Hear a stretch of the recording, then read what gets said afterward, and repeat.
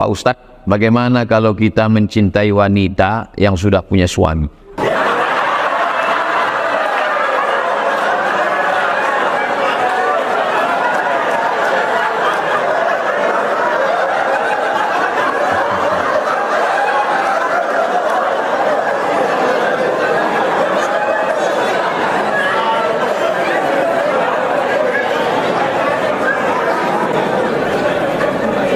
Hukum berlaku pada perbuatan yang sifatnya pilihan.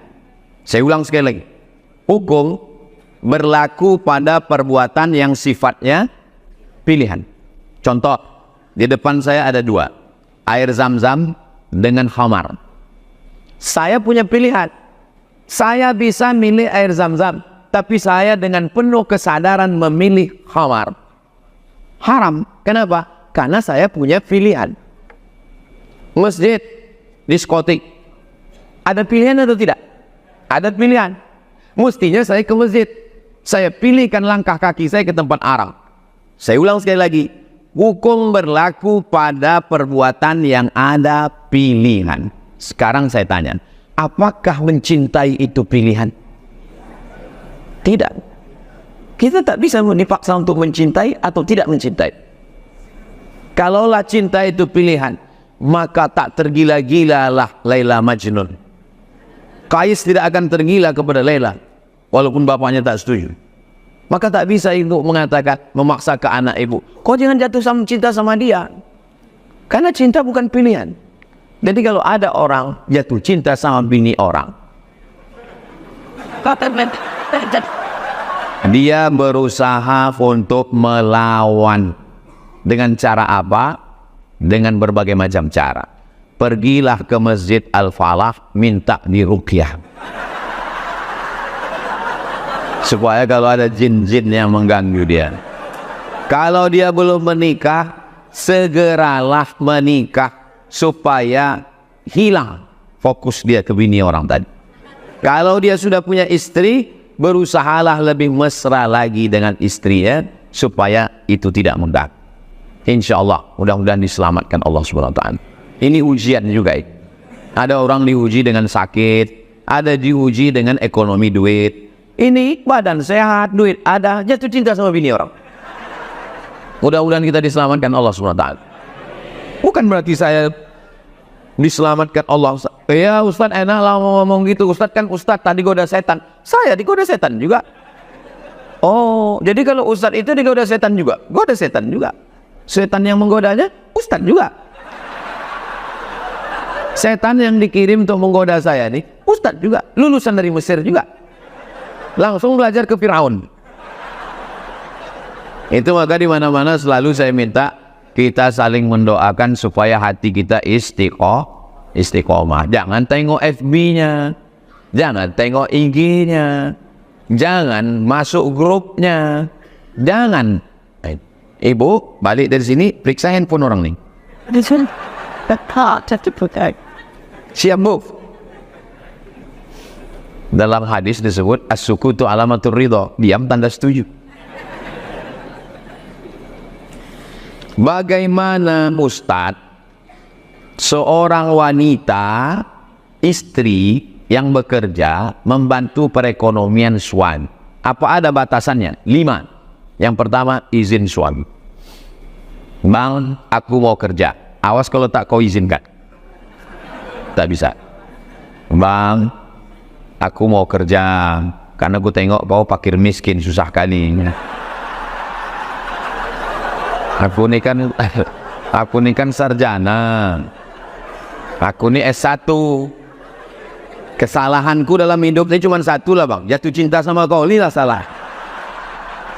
Tapi cemana lah bang, cinta ini kan tak bisa memilih, kata Ustaz Somad. Nah, jadi izinkan aku kerja biar bisa aku bantu kau fakir miskin. Sama, izin suami. Yang kedua, la tabarrajna tabarrujal jahiliyatil ula. Jangan bersolek-solek jahiliyah. Ibu berangkat ke kantor tuh dandanannya biasa aja. Aku Pak Ustadz, kalau aku tak berbedak, muka aku pucat macam nyi blorong sundel bolong mak lampir susar ngesot. Boleh pakai bedak yang warnanya sewarna kulit. Aku kalau tak pakai minyak wangi Pak Ustadz, bau bawang bombay. Boleh pakai parfum yang menghilangkan bau. Jangan sampai pakai yang baunya menyengat sampai satu kantor tuh pingsan. Jangan bersolek-solek jahiliyah, biasa aja. Sampai nanti kawan-kawanmu akan berkata, kau ku tengok biasa aja, tapi kami terpukau semuanya. Apa sih skincare-nya? Aku tak ada pakai skincare. Terus ini bekas air wudhu. Oh, jadi kau sangka kami tayamum semua?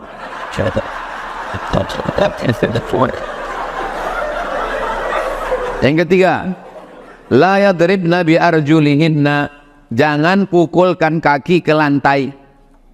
Apa maksud jangan memukulkan kaki ke lantai? Sengaja dipakai gelang kaki kanan kiri gemerincing, pas masuk kantor kerincing kerincing kerincing kerincing. Semua derek enggak tahu. Membuat perhatian. Perempuan yang ingin diperhatikan berarti kurang perhatian di rumah. Yang keempat, la takhda'na bil qaul, jangan bersuara mendesah-desah, mendayu-dayu. Apalagi yang bagian pelayanan masyarakat. Assalamualaikum. Waalaikumsalam. Ini kantor dinas. Iya betul. Jangan mendayu-dayu. Waalaikumsalam. Ini kantor dinas. Iya. Kenapa tak boleh bersuara mendayu-dayu? Yatma'alladzi fi qalbihi marad. Tidak boleh perempuan bersuara mendayu-dayu karena ada laki-laki yang dalam hatinya penyakit. Begitu didengarnya suara itu, dia langsung error. Yang kelima, la tusafiranna imra'atun illa ma'adhi mahramin, tak boleh berdua-duaan dengan laki-laki perempuan tak mahram. La yakhluwanna rajulun ma'amra'atin illa ma'adhi mahramin, tak boleh berdua-duaan. Kalau makan bertiga berempat, jalan tiga berempat. True story kisah nyata. Habis saya khutbah Jumat, turun dulu, datang laki-laki memegang kaki saya menangis. Tunggu dulu. Tahan dulu. Aku mau sholat ba'diyah dulu. Selesai sholat sunat ba'diyah, nangislah. Kita kalau orang datang mengadu, sebetulnya dia tak mau apa-apa. Dia cuma ingin ada orang mendengar keluh kesahnya. Dengarkan dia. Udah habis selesai, apa masalahnya? Istri saya Pak Ustadz dekat dengan kepala dinas. Kemana-mana pergi keluar kota, saya yang mengantarnya Pak Ustadz. Pak, jaga istriku nih ya Pak ya. Rupanya memang betul-betul dijaganya Pak Ustadz. Dijaganya Pak Ustadz. Aku udah menganggapnya ayah Pak Ustadz. Sekarang aku tak tahan lagi Pak Ustadz. Rupanya orang itu sudah berbuat macam-macam Pak Ustadz. Cemana nih Pak Ustadz? Lalu saya bilang, cinta kau sama dia? Cinta Pak Ustadz. Sayang kau sama dia? Sayang Pak Ustadz. Pindahkan bini kau dari kantor itu ke tempat lain. Jauhkan dia. Putuskan hubungannya. Kau jaga dia. Tahajud kau malam. Berzikir bersama. Perbaiki. Siap Pak Ustadz? Ya. Sebulan sesudah itu datang lagi. Cemana? Tak tahan Pak Ustadz. Terbayang-bayang terus Pak Ustadz. Tidak ada laki-laki yang siap menerima bini yang sudah diobok-obok.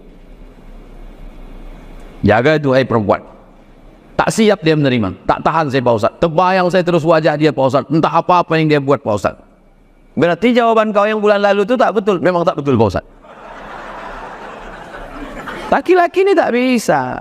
Laki-laki itu punya superior. Laki-laki itu menganggap dirinya hebat. Laki-laki itu menganggap kaulah satu-satunya, hanya cinta kepada aku saja. Gitu. Ustaz kok tahu? Aku laki-laki. Maka kalian perempuan jangan macam-macam sama laki-laki. Kalau pernah kalian membuat macam-macam, kalian tobat aja. Tak usah kalian ceritakan. Tobat aja. Bang, aku tobat. Apa dosa kok? Diam, tak usah kalian tanya ada saya. Karena orang ini tak bisa menerima. Tak bisa dia menerima. Orang barat yang hidupnya bebas, yang hidupnya macam maaf cakap binatang. Saya dikirimkan gambar. Seorang perempuan mengaku ketemu pacarnya di rumah makan 10 menit cuman tak bisa diterima oleh suaminya. Laki-laki itu egois. Memang. Kalau mau laki-laki yang tak egois, bencong lah. Maka kalian perempuan, aku sampaikan hati-hati. Walaupun nampaknya saya tausiah di sini, Tapi sesungguhnya video ini ditonton oleh semua kantor dinas dimanapun perempuan berada. Jadi jaga baik-baik 5 syarat itu. Silakanlah bekerja. Gajinya Pak Ustadz, suami bergaji 10 juta, istri bergaji 10 juta. Apa bedanya? Dalam gaji suami ada nafkah istri dan anak, tapi dalam gaji istri tidak ada nafkah apa-apa. Itu bedanya. Gaji laki ada untuk perempuan. Gaji kalian perempuan bersih. Tapi karena kalian sayang sama si fakir miskin tadi, deh, gaji kau pakai untuk abang ya. Apa kata dia? Bang, jangankan gaji ini, nyawa aku kasih sama dia, bang. Apakah belum cukup lagi STNK BPKB yang udah kau gadaikan itu? Nah, biasa. Pakailah, bang. Perempuan ini kalau dia udah sayang, semua dia serahkan. Betul kan, Bo? Tengok. Dari tadi pas ku tanya, diam. Pas ini, iya, kata. Akannya macam-macam sama perempuan. Makanya laki-laki tak boleh berzakat kepada istri. Bapak banyak duit, lalu bapak bilang, istriku, aku dapat uang 100 juta. Ini zakatku 2,5 juta, 2,5%. 100 juta 2,5%. Ini ku kasih kau 2,5% sekaligus belanja kita. Tak bisa. Suami tak bisa berzakat ke istri, tapi istri bisa berzakat ke suami. Bang, aku kan bisnis woman nih bang, duitku banyak. Ini zakatku ya. Kau kan masuk dalam asnaf yang 8 tuh bang.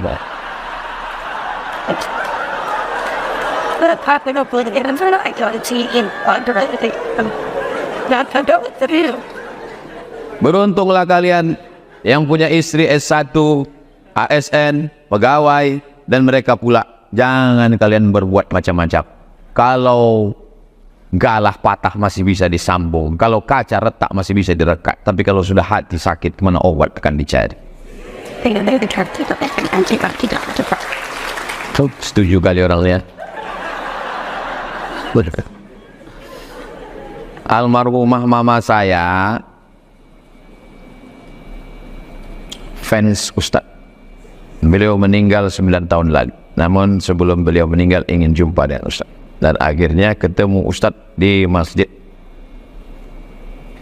Setelah ketemu Ustadz, untuk almarhumah beserta ibu kita, ayah kita yang sudah mendahului kita semuanya, Al-Fatihah. A'udzubillahi minasyaitonirrajim. Bismillahirrahmanirrahim. Alhamdulillahirabbil alamin arrahmanir rahim maliki yaumiddin. Iyyaka na'budu wa iyyaka nasta'in. Ihdinas siratal mustaqim. Shiratal ladzina an'amta 'alaihim ghairil maghdubi 'alaihim waladdallin. Amin. Allahumma ighfir lahum warhamhum wa'afihim waj'alil jannata mathwahum. Wa sallallahu ala sayyidina Muhammad wa ala alihi wasallam walhamdulillahirabbil alamin. Kapan ingat langsung. Tak boleh tunda. Saya kapan saya ingat mak saya dan ayah saya langsung. Tak boleh tunda. Habis baca Al-Kahfi, habis baca Yasin, langsung. Ya Allah, sampaikanlah pahala bacaanku Yasin dan Al-Kahfi tadi kepada almarhumah, kepada almarhum. Jangan tunda, asal ingat langsung. Datang jamaah, Ustadz, almarhumah emak saya, langsung. Karena kalau tunda, lupa. Kita kerja melebihi waktu jam kantor. Apakah kita termasuk orang yang menzolimi diri sendiri?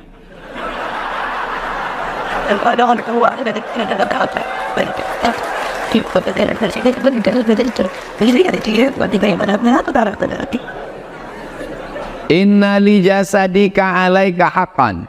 Badanmu punya hak, kasih dia makan. Tidak boleh puasa tiap hari, puasa terus sampai tak makan, tak boleh. Inna li ainika alaika haqqan. Matamu punya hak, kasih dia tidur. Tidak boleh tahajud dari isya sampai subuh tak tidur malam, haram. Inna li ahlika alaika haqqan. Istrimu punya hak, kasih dia perhatian. Tak boleh kerja terus, tak pulang-pulang dari kantor. Karena ada yang perlu perhatian di rumah, anak dan istri. Ustaz Somad nyusun jadwal bagaimana? Semua dapat. Santri dapat, YTWU dapat. Jalan Kamboja, Rimbo Panjang dapat. Kantor-kantor di Pekanbaru, semua dapat. Saya sudah atur. Saya insya Allah tidak zalim, tidak aniaya. Lalu kemudian masuk kantor jam 8, pulang jam 4. Mestinya jam 4 sudah pulang. Lembur sampai jam 8. Apakah itu termasuk aniaya? Tidak. Kenapa? Karena nanti habis jam 8 malam atau jam 9 dia akan pulang. Masih ada istirahat. masih ada lagi waktu untuk dengan keluarga. Yang penting dengan keluarga itu bukan kuantitas, tapi quality time. Bagaimana kita di rumah? Sudah tahu kerja dari jam 8 pagi sampai jam 4 sore. Macet lagi di jalan sampai jam rumah jam 6. Habis itu azan maghrib, sholat maghrib. Tinggal lagi potong mandi, potong sholat 9, 10. Cuman 2 jam. Handphone mati. TV mati. Laptop mati. Gunakanlah untuk istri, untuk anak. Jangan lagi habis untuk itu. Datang anak membawa lembaran. Papa, ini tadi nilai di sekolah bagus. Dipoto pula ada anak respon kali. Datang dia mau menunjukkan prestasi dia. Tadi di sekolah dapat penghargaan. Dengarkan bacaan amma yatasa'alun. Amma yatasa'alun. Kapan lagi dia mendapatkan? Memangnya Ustadz ada jalan-jalan ke mall? Ada. Ustadz memangnya ada jalan-jalan? Ada. Gimana Ustadz jalan-jalan? Pakai masker, pakai topi, pakai kacamata hitam. Selalu saya jumpa jamaah di mall. Dipanggil Ustaz Somad ya? Bukan.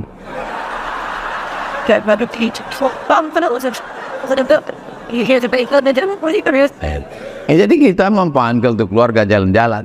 Saya pergi tausiah hari Jumat, hari Sabtu, hari Ahad, hari Senin, Selasa, Rabu di rumah. Rabu subuh dengan jamaah, dengan santri. Jadi jangan sampai ada orang yang punya hak terhadap diri kita. Ayah mak yang masih hidup, yang udah meninggal. Nih, setiap menjelang puasa saya wajib pulang membawa buat kenduri sedekah almarhuman. Adapun paket tiap bulan sejak meninggal 2019 sampai sekarang 2023 200 paket tak kosong dari saya sendiri dan dibantu oleh jamaah sampai hari ini. Jangan pernah lupakan orang yang lalu, yang ada sekarang, karena kita berada di keliling orang-orang. Ustaz tuh ngomong aja tuh jatah DBI tak ada, ini nggak ada. Siapa bilang tak ada? Ustaz, bagaimana caranya bisa ikhlas dengan takdir Allah atas kejadian yang tak disukai, padahal apa yang diajarkan untuk rukun Islam itu sangat luar biasa? Dalam perjalanan hidup saya sejak 1977 sampai 2023, ya sekarang kira-kira lebih kurang 26-27 tahun lah. Umur ini kan bukan masalah angka, masalah rasa. Banyak sekali yang saya inginkan tak sesuai dengan yang diinginkan Allah. Yang terjadi keinginan saya atau keinginan Allah? Keinginan Allah. Dan saya tidak suka, saya marah, saya risau. Tapi ternyata setelah sekian tahun, oh, rencana Allah itu ini. Kita hanya bisa 3, berusaha. Yang kedua, berdoa. Setelah itu bertawakal. Tapi jangan langsung ke langkah ketiga. Ini yang tak betul. Berusaha dulu. Habis berusaha, all out. Berdoa. Habis berdoa, bertawakal. Setelah itu serahkanlah. Jadi jangan belum ada apa-apa udah tawakal. Pas ditanya, abang gimana bisnisnya? Kita serahkan pada Allah. Itu tak betul, itu bukan ajaran Islam. 3 step itu mesti dilakukan. Jadi dalam perjalanan banyak sekali hal-hal yang menurut saya, kalau sesuai keinginanmu dengan keinginan Allah, Allah ingin kau bersyukur. Kalau tak sesuai keinginanmu dengan keinginan Allah, Allah ingin kau bersabar. Di balik sabar itu ada hikmah yang luar biasa. Tapi kan ngomongnya aja yang enak itu. Pas menjalankannya, oh sakit kan. Bagaimana cara menghilangkan sakitnya? Pertama ngaji. Ngaji itu menghilangkan sakit. Ikuti pengajian-pengajian. Yang kedua, sholat. Yang ketiga, zikir. Apalagi di Pekanbaru ini banyak sekali majelis-majelis pengajian. Itu yang dapat saya sampaikan. Ini kertas ini saya simpan. Takut saya kalau saya tinggalkan ditengok orang tulisan, oh si Anu yang cinta sama bini orang lain.